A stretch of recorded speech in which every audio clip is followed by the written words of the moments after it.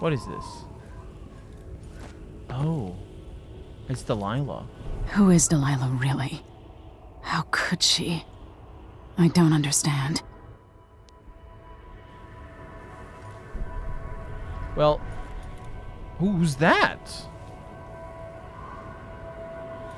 Well, she's like a goddess. I don't know who she is, really. Outer Shrine.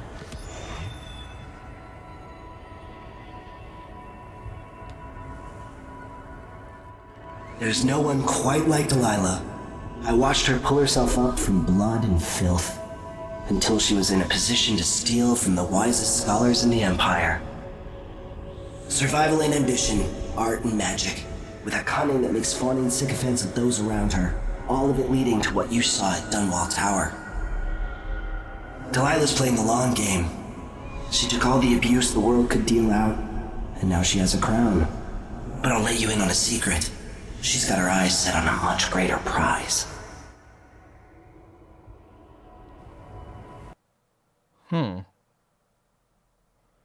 Much greater prize. Meet with Megan Foster and discuss a plan of action before taking the skiff to Karnaka. See, I told you we were going to a different place. When I was 10 years old, bored with my lessons, I dreamed about sword fighting and sailing the ocean. Now I'm realizing that the world is stranger than I ever imagined. Everything I know has been turned on its head, but I'm dealing with it the best I can. When you look at the great jeweled map at Dunwall Tower, Karnaka is the southernmost port in the Empire. A fat, red ruby. That's how I always thought of it. Up close, the city smells like the ocean and strange spices. Up close, it's a tangled story of blood and ambition. The birthplace of my father. Megan Foster is a stranger, but there's something that makes me want to trust her, despite her guarded disposition. She got me out of Dunwall, and I need answers. Delilah and the Duke made me look like a murderer, using the crown killer to butcher my political adversaries. They took what was mine, and I'm gonna get it back.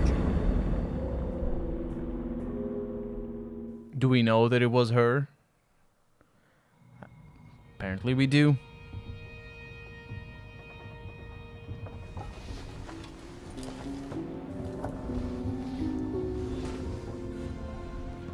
So. Oh, what is this? Oh, grenades. No, thank you. Oh, I couldn't equip them before because I didn't have them. Okay, so that means I can work like this. Much better. Pushed out into the harsh world, you are alone, but for a few allies. Those around you cannot see me. I am here and not here when you call to me. There's a travel log.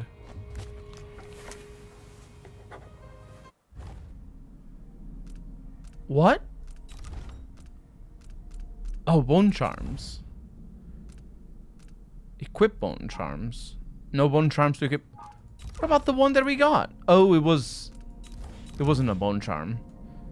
So we got all the things that we have found already. And a map of the Tower District. And the travel log over here. We're starting a new year. Maybe 1852 will be less boring than 1851. I can't wait for Wyman to get back to Dunwall. We'll go to the abandoned mansion I discovered the other night at the edge of Rudshore. Maybe I'll have time to turn it into a scary haunted house beforehand, using sheets and hiding an old audiograph upstairs. Wyman would love that. We'll get spooked and hold hands, screaming and laughing. Come on, Emily. You promised to be more serious and to listen at court, and you're already planning your next escape. Let's start this diary again. Proposals for a new decree on whale oil rationing and distribution. The anniversary. That time of year again, the anniversary of my mother's death. There's no real time for reflection, though. It's all security protocols, menus, guest lists, and it's impossible to slip out at night. I feel like a caged bird. They've already got me memorizing this year's speech. It's endless. Would it be so terrible if I just said what I remember about her? That wink she gave me even as she was scolding me after I was caught climbing the statue of my grandfather, the sound of her footsteps as she paced at night, the time we shared a cabin on a boat trip to Driscoll, or the time she agreed to let Corvo teach me to fish, but then had to pull a hook from my arm. Now that would be a speech. And then the edge of the world. My father is lost, turned to stone by Delilah. Those words don't even seem real. Witchcraft. Something I never would have believed possible. But now I have to believe in it so I can believe that it can be undone. Delilah claims to be my aunt, the rightful heir. Truth or lies? All I know is that she used magic to take my throne, aided by that weasel Duke Abel. They must have been working on their plans for years, buying disloyalty with promises. Even Ramsey, captain of the city watch, planting in everyone's mind the idea that my father and I could be responsible for those monstrous killings. That one or both of us were the, quote, crown killer, capital C, capital K, unquote. I'm not in a trusting mood, but Megan Foster says she knows Anton Sokolov, our old royal physician, and she helped me escape the coup. So she's all I have right now. We're sailing for Serkonos. My Dunwall, my home, is no longer safe for me. But I never really was safe. I never really will be. The sooner I get that through my skull, the better. The Void. This time, it wasn't a dream. I've read about the Void and the Outsider, imagined them. Now I've seen these wonders for myself. Strange doesn't begin to cover it. The Outsider has terrible eyes, black on black.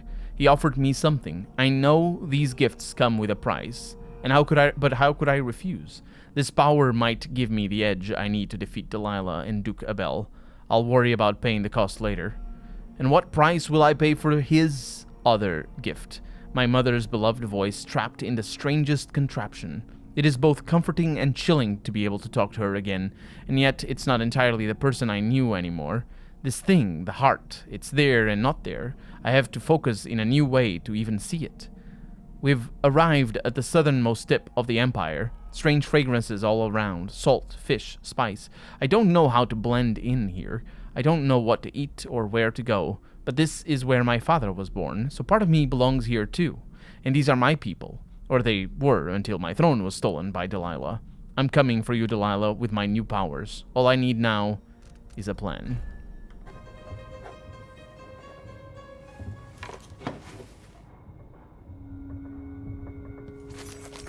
I heard a story once of a sailor caught forever in a fog. It traveled with her across all the seas. I am that sailor. There will come a time when we must... When we must part? She was gonna say. I did pick up this letter, though. It's not what you're used to living in a palace, but this is all the coin I could scrape up. Anton and I operated on a tight budget, and guess what? Now you do too. If it's not beneath you, pick up whatever valuables you find along your way. We'll need ammo and resources to take the people behind the coup down. Hidden all over the city, there are underground black market shops. Look for a symbol depicting two hands, which means there's a shop nearby. Follow the signs, they'll guide you. Buying from the black market is against the law, but it could make the difference against the Duke's military. Sokolov was working on this crossbow as a gift for you. If you need it modified, those shops can help with that as well. Part. I only tell you this in the hope to make easier our farewells. And I got a crossbow. The problem with the crossbow is that it's an actual crossbow bolt that murders people. Don't want that. Don't want the murder. Don't want it. If we should become parted someday, remember that I know exactly who you are, and that I treasure you. I wonder if you remember me as I was. Sometimes I think of those days. Do you? When this crisis has passed, you must promise to release me. I am tired. How long, my dearest? How long must I endure in this shadow state? I like that it stops. In the first game, kind of cycled. But I don't need to have it out all the time. There was something in the first game that I didn't do, which is point the heart at people and hear what she has to say. I did not do that all throughout my 3 playthroughs, and certainly not through the Let's Play that I did of the first game, which was a shame. But it is what it is. We'll do that this time around. Got a maintenance list over here. Repair the things that got busted up in Anton's room when he was taken. It's been weeks now. No, scratch that. Not until I bring him back home, as a show of faith that he will be coming back. Unblock the storage door. Looks like something fell on the other side, and I really need to sell the stuff locked up in there to make some coin. Pay the port tax and the, quote, look the other way, unquote, fees to those Grand Guard bastards, capital G, before they wonder who my passenger is this time. I'll do it when I get the money. Yeah. How did this get blocked? Must be cursed. Daft old man. This is some shit. Back to that city. What would we have done in the old days? All sharp metal and shadows, we'd say. Hi. I'll talk to you in a little bit. I'm trying to steal your stuff. You understand. I think we're gonna need to go upstairs, right? Still don't have any... The Duke's probably not back from Dunwall yet. If we're lucky, the Howlers will be distracted by some score they're working. Still don't have any powers of seeing things. You know, seeing through walls. I wonder if I will have them.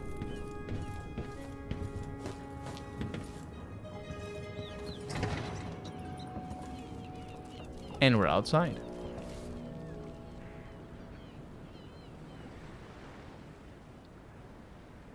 Pretty big mountains here.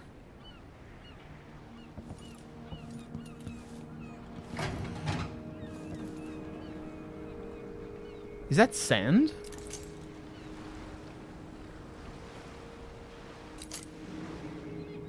I don't know.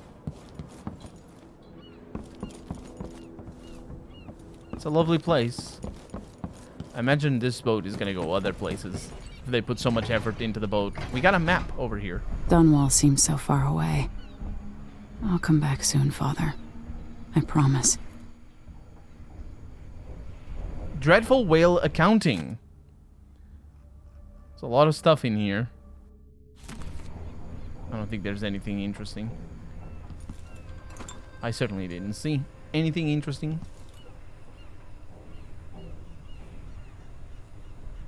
Got some tea up here as well.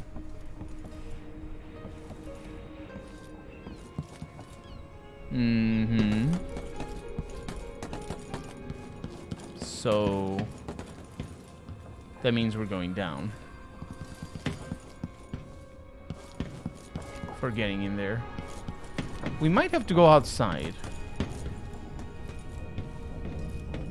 You know, outside the hull.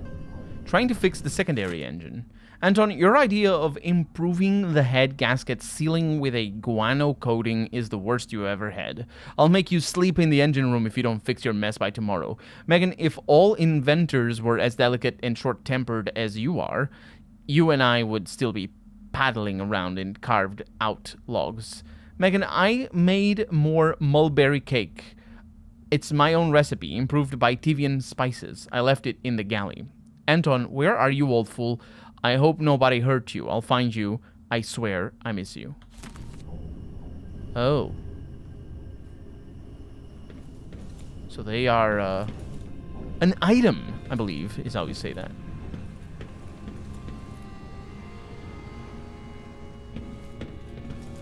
Crossbow bolts.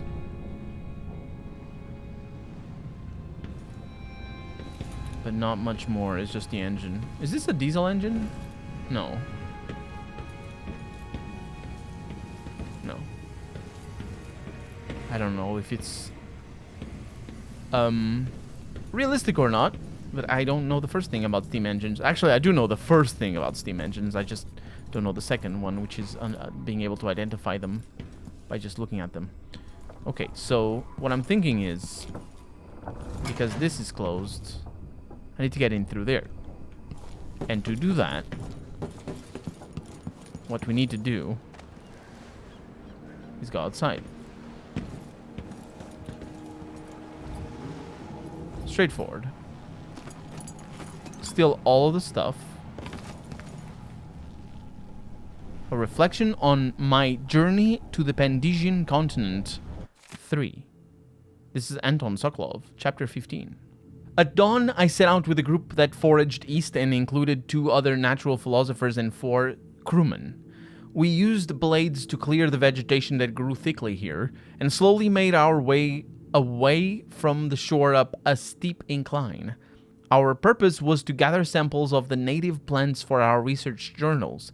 I found myself pressing leaves and stems between pages and taking copious notes on several species of flora I surmised no human had ever set eyes on previously. When suddenly young Mr. Gravett from the academy began hopping about and screaming wildly! ! Chance had bade him pick an unfortunate place to step! Again. Aggressive ant-like creatures swarmed him from below. So many in number were his tiny attackers that we quickly lost sight of him under their onslaught. We finally managed to pull Gravett from the insects, acquiring several painful welts where we had come to his aid. Mr. Gravett, however, was bitten, or stung, as I would eventually discover, so many times he was barely recognizable, swollen unto deformity over every inch of his person. Moaning like a sick bull, he expired before we could carry him back to the beach. Luckily, some of the creatures still clung to him, providing me with precious samples. And now we're seeing in this game as well how an inkling of Sokolov being shit. That's the thing. He didn't care about the person. He cares about his scientific discoveries. Mad scientist style. Do you know what I mean? Mad scientist style. Okay, so we should be able to... Yeah, we can unlock this. No. Oh, no, it's with this. Good stuff. Hey. Crown Killer strikes again. You can't get a new... another thing. The Shindairi Gift, a study by Emora Clipswitch on the effect of the winds of the Karnakan landmass and resulting economic positions. Whale oil, liquid power, ! How astonishing that within those beasts, inside the oil harvested along with their flesh, was enough power to see the Isles through these tumultuous years. And it all seemed limitless. But now the lights begin to dim. Our fisher folk say the great beasts are increasingly rare. Not all places will suffer this loss equally, fellow natural philosophers. Karnaka has a unique feature, the cleft in Shindairi Peak, through which the winds are channeled and amplified. As whale oil begins to run short, with the cost of finding the remaining leviathans escalating beyond the worth of the oil itself, Karnaka will find itself ascendant among the Isles. Aye. That over there. The cost of it escalating beyond, or the worth of the oil itself.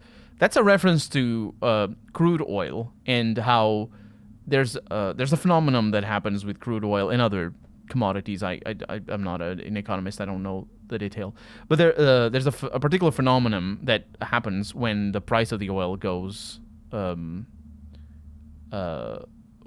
rather, when the cost of extracting the oil goes up, and people misunderstand it as it costs more to take oil out of the earth than the oil then sells in the market.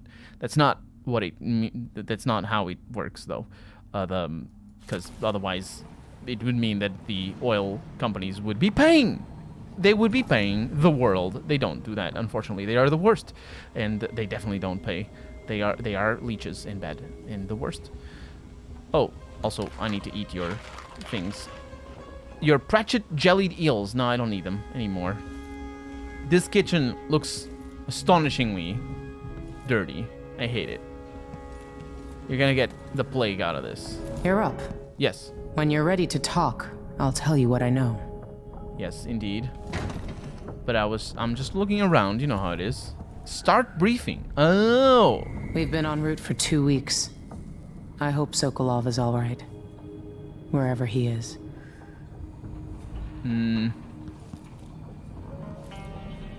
Wait, oh, right. Whistling Tumbler. It's like, what is a tumbler? It's, yeah. Delilah portrait. Why is this here? It's Delilah. Anton started it just before he was taken. They've got history, but he wouldn't say more. Also a map. It looks like the overland route to the Addermeyer Institute goes through the carriage station. Sokolov seems so much older now. So the Crown Killer was a tool of the Duke's coup. The murders had a calculated effect. Delilah. My aunt, if that's really true. She has a twisted way of looking at the world. Her voice also sounds like Satan. We should probably talk about that. Mortimer Ramsey. The Duke couldn't have pulled off the coup without someone inside the City Watch. I don't know Duke Luca Abel, but Corvo served under Luca's father and said Theodanis was a good man. I wonder if we're gonna take care of him next. You know, take care of him. I don't know.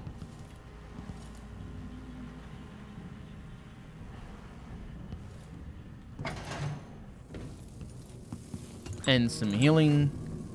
Bloodfly study. Oh, it's these things. I'll mess with them in a little. I've wondered whether I have another book in me. The bloodfly epidemic, coupled with basic information on life cycle and behavior, might make an excellent project for this old natural philosopher. Bloodflies are exotic insects, unlike anything else found in Serkonos. I suspect they originated on the Pandician continent. In groups of 3 or fewer, they are harmless. Individuals won't attack, leading me to speculate that each emits a scent that has a collective effect on larger numbers of bloodflies. There's another explanation, which you could just think that they see each other, or they feel each other, which is actually more likely because of the way insects work, because the wings beat so fast that they would maybe feel each other.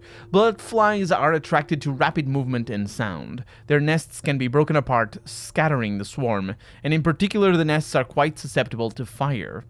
The insects require fresh corpses to lay their eggs, which hatch in breathtaking fashion after a very short time. More corpses in a Serkonon city, say during a crisis or plague, mean more bloodflies. Interestingly, in the last part of a bloodfly's life cycle, they calm a great deal, leaving the swarm they molt, causing the wings to drop off. Afterward, each bloodfly lives a solitary existence. Very odd.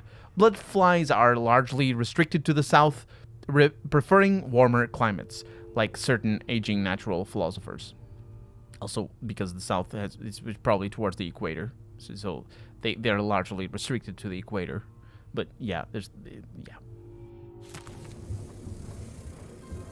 A reflection, number 1 over here. A colleague of mine owns a stunning map of the known world. Adorned with curly cues and sea beasts, it has a cherished spot over her mantle. She paid handsomely for it, and was so bristled when I enumerated the various errors, chief among them, of course, the size and placement of the Pandician continent. Oh, how cartographers are loath to show how small and distant our empire really is compared to that giant landmass, as if Pandicia were but a few days' journey from Aran. Every veteran ship captain knows that it takes months to reach those shores.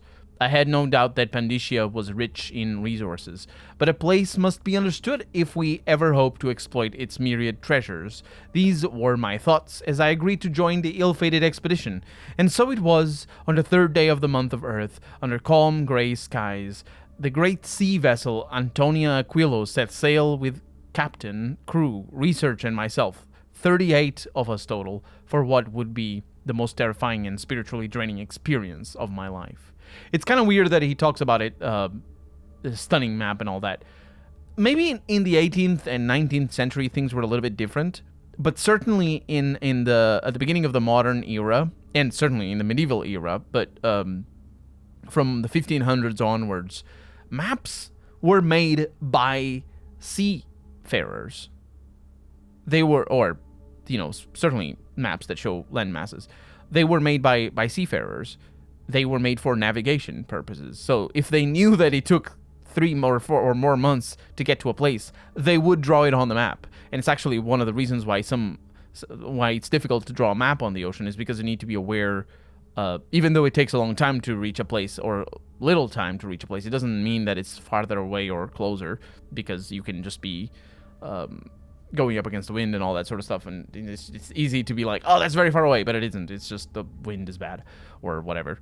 And so, early maps, for example, of South America would show the land turning all weird because the navigators would just draw it as they saw it and just get all lost and whatnot. It's just weird. But if it's a bad map, it's a bad map. What can you do? It's a bad map.